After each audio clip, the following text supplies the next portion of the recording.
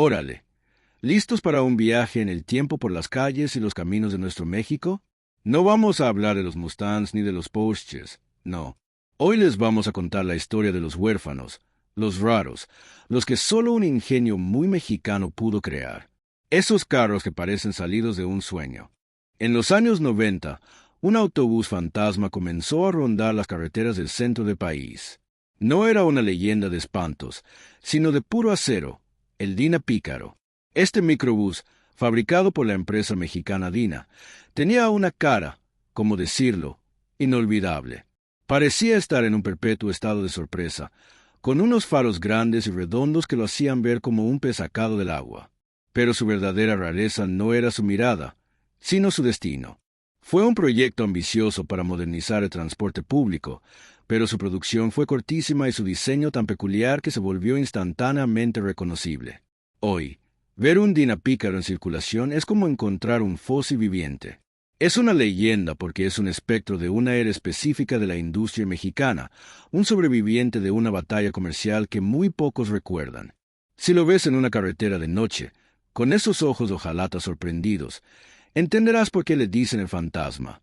Todos conocen a la Jeep, la ruda marca americana, pero pocos saben que en México tuvo un primo ranchero y con mucho más carácter, el Vehículos Automotores Mexicanos o VM Jeep. Fabricados bajo licencia, estos Jeeps no eran simples copias. Eran adaptaciones mexicanizadas, hechas para el campo, para el trabajo rudo y para las familias grandes. Tenían detalles únicos, parrillas diferentes, interiores más austeros pero resistentes y una presencia más cuadrada y formal. El más legendario de todos es el VM Jeep Wagoneer, una tanqueta de lujo que se volvió el sueño de todo político y ganadero exitoso de los 80. Era más rústico que su contraparte gringa, pero también más terco. Ver uno hoy, bien cuidado, es ver un símbolo de una época en la que lo mexicano no era una etiqueta, sino una forma de hacer las cosas, a la brava, pero con estilo. Esta es una leyenda de tristeza y orgullo.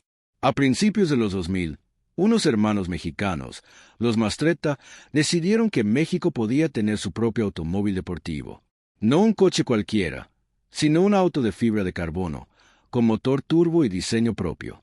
El Mastretta MXT era hermoso, agresivo y 100% hecho en casa. Se convirtió en un sueño colectivo. Todos en la industria automotriz mexicana hablaban de él con un brillo de esperanza en los ojos. Era la prueba de que podíamos. Pero el sueño se topó con la cruda realidad. Falta de financiamiento, producción artesanal y un precio final que pocos podían pagar. El MXT se convirtió en la leyenda del casi, en el Deportivo Nacional que pudo ser y no fue. Ver una foto del MXT hoy produce una mezcla de admiración y un poquito de coraje. Es un fantasma de lo que pudo haber sido toda una industria de alto desempeño en México. No hay carro más mexicano que el Nissan Tsuru, pero su rareza legendaria no viene de su diseño, sino de su inmortalidad. El Tsuru es el auto zombie por excelencia. Es el Nissan Sentra V13, un diseño de los años 90 que Nissan México fabricó sin parar. Hasta el 2017. Por más de 25 años, el mismo carro, con las mismas formas, salió de la fábrica. Se convirtió en el rey del taxi, del primer carro, del carro que no se descompone. Su leyenda es de pura terquedad.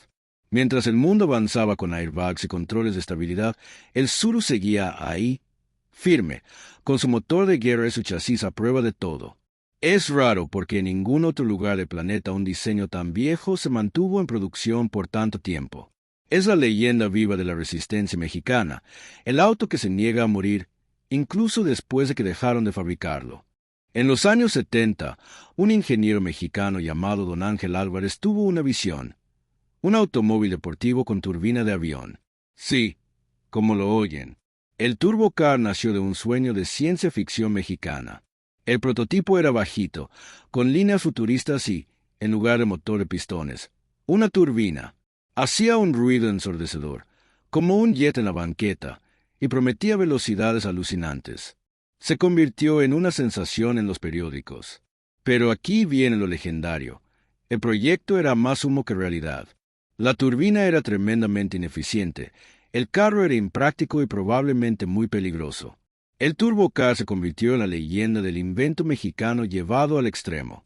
Es el símbolo de una ambición desbordada, de ese, y por qué no, que a veces nos caracteriza. Nadie sabe qué pasó con el prototipo, pero su historia se cuenta como un cuento de lo que pudo ser si el mundo estuviera listo para la locura gloriosa de un autoturbina mexicano.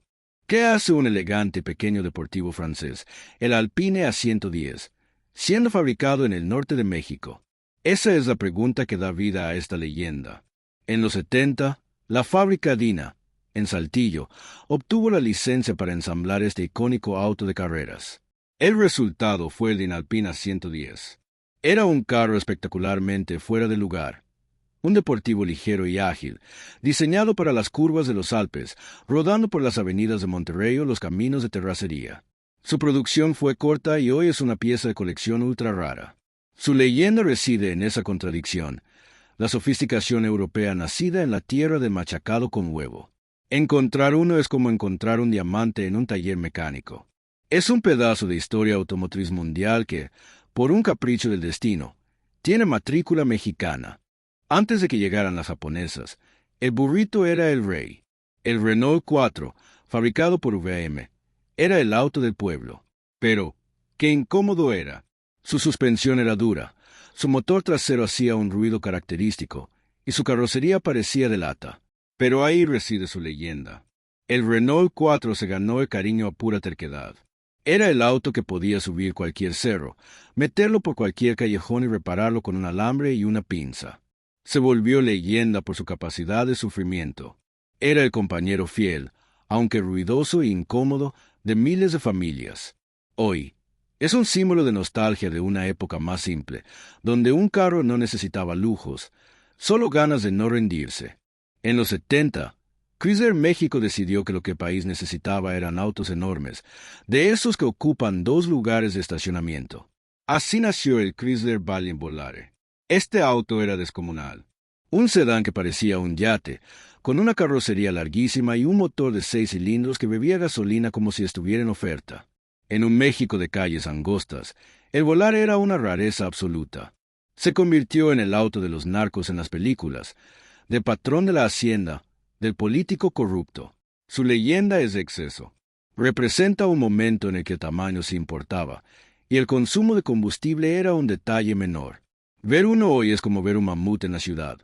Sabes que estás ante una especie extinta, majestuosa en su absurdidad. Si el Dina Pícaro era un fantasma, el Dina Olímpico era su primo grandote y fachoso. Este camión de pasajeros, fabricado para las líneas de autobuses, tenía una presencia imponente y un diseño cuadrado, robusto y sin concesiones a la belleza. Pero su rareza legendaria no está en su apariencia, sino en su sonido.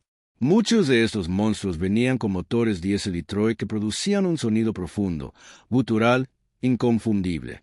El rugido del Olímpico anunciaba su llegada a kilómetros de distancia. Se convirtió en la banda sonora de innumerables viajes por carretera. Para muchos, ese ruido es el sonido de la nostalgia, de las vacaciones, de llegar a la tierra de la abuela. Es una leyenda auditiva, un titán de acero cuyo canto aún resuena en la memoria de todo aquel que viajó en uno. El bocho es universal, pero hay una versión que se volvió una leyenda mexicana por su puro desplante, el VW Sedán Azteca. A finales de los 90, Volkswagen de México lanzó una edición especial del sedán, pintado con franjas naranjas y amarillas, y con un tapizado interior que imitaba un zarape. Era un homenaje kitsch y glorioso a la cultura mexicana. Para algunos, era horrendo. Para otros, era la máxima expresión del orgullo nacional sobre ruedas.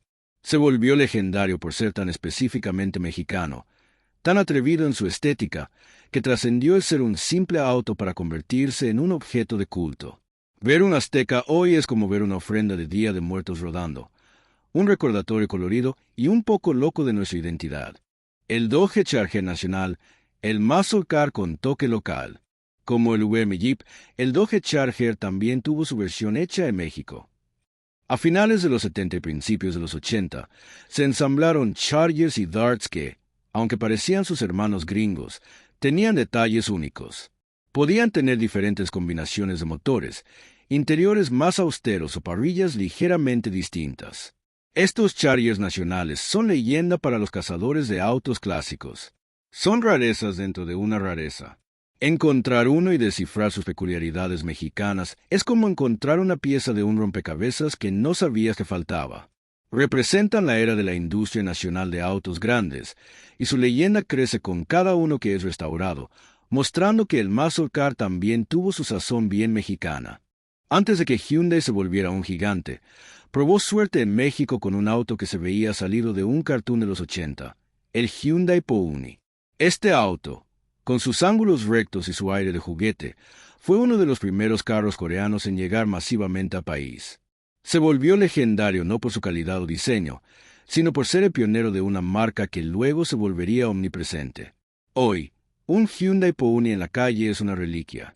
Es el testigo de una apuesta arriesgada, de un producto que llegó antes de tiempo y que, contra todo pronóstico, sobrevivió lo suficiente para convertirse en un símbolo de una curiosidad automotriz. Es el primo raro de los autos de esa época. El Fiat 147 Espacio, el huevito con aspiraciones.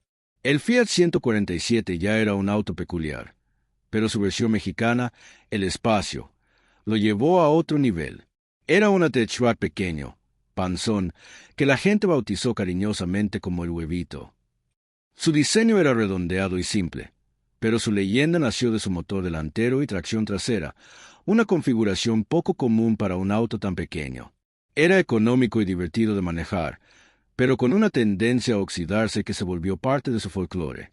El huevito es leyenda por ser el auto de la universidad, del primer trabajo, del mientras me junto para algo mejor. Es un símbolo de humildad y esfuerzo, un carro que, a pesar de sus fallas, se ganó un lugar en el corazón de toda una generación. El Rambler American hecho en México, el abuelo olvidado. La American Motors Corporation, AMC, también tuvo su capítulo mexicano, ensamblando autos como el Rambler American. Estos autos, robustos y con un diseño muy gringo de los 60, se vendieron en México como una alternativa a los Chevrolet y Ford. Eran diferentes, con una estética más cuadrada y conservadora. Su rareza los ha convertido en leyendas olvidadas.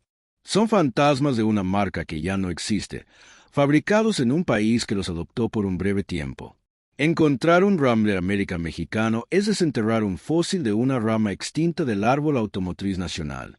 Es un auto para puristas, para aquellos que coleccionan historias que muy pocos recuerdan. Cerramos con una de las leyendas más queridas y extrañas, el VW Caribe.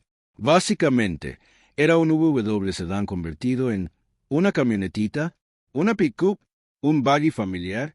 Nadie lo sabe a ciencia cierta. Fabricado por una empresa mexicana llamada Carbodies, el Caribe le cortaba la parte trasera al bocho y le ponía una caja de carga o una banqueta. El resultado era tan peculiar que se volvió adorable. Era el auto de la tienda de la esquina, del técnico que arreglaba televisores, del campesino que llevaba sus herramientas. Su leyenda es la del ingenio mexicano aplicado al automóvil más confiable del mundo. No era bonito, pero era práctico a su manera única y extraña. El Caribe es la prueba de que en México, hasta al bocho lo podemos hacer más raro, y por eso, más nuestro. Y así, amigos, terminamos nuestro recorrido por el Museo de los Autos más exquisitos de México. No son los más rápidos, ni los más lujosos, ni los más bellos. Pero cada uno de estos 15 leyendas sobre ruedas tiene una historia que contar, una historia de ingenio, terquedad, adaptación y un poquito de locura muy mexicana. Son los autos que se negaron a ser olvidados y que, con su pura rareza, se ganaron un lugar eterno en el imaginario popular de este país. La próxima vez que veas un carro raro en la calle, no lo ignores, detente y míralo con respeto. Puede que estés frente a una leyenda,